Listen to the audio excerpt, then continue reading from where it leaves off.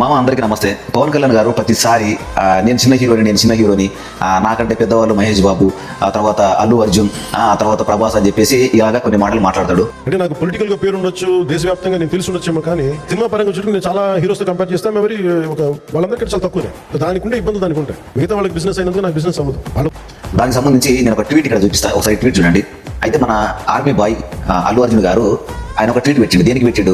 Hindi cinema Dhurandhar 2 అని ఒక tweet పెట్టిండు. అయితే ట్విట్టర్లో మొత్తం ఏం నడుస్తున్నారంటే, ఎప్పుడైనా సరే ఒక తెలుగుడు ఖచ్చితంగా ఫస్ట్ తెలుగు సినిమాకి ప్రిపరేషన్ ఇస్తాడు.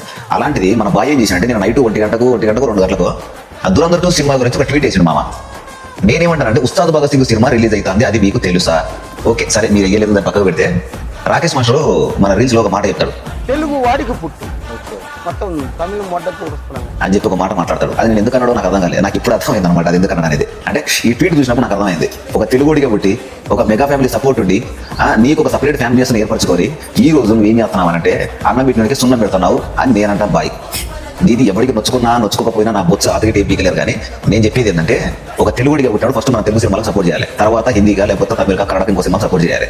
ఒకటి ఉస్తాద్ భగత్ సింగ్ నువ్వు ట్వీట్ పెట్టినా పెట్టకుండా అది బ్లాక్ బస్టర్ సినిమా, అది అందరికీ తెలుసు, అందరికీ ఇటు కొట్టేసి అని చెప్పేసి చాలా మంది చాలా ట్వీట్లు వదిలేరు. కాకపోతే నేను ఏమంటున్నాంటే బాయ్, ఇప్పటికైనా మీకు అర్థమై ఉండాలి, అల్లు మెగా ఫ్యాన్స్ కైనా సరే ఇప్పటికైనా అర్థమై ఉండాలి. ఇంకా మనగా పార్షియాలిటీ అనేది చూపిస్తుంది.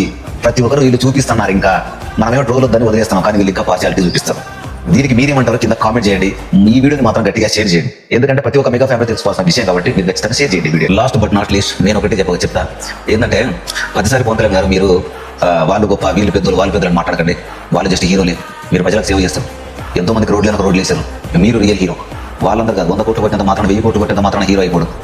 ఒక ప్రజలకు నిస్వార్థమైన సేవ చేస్తారు మీరు రియల్ హీరో.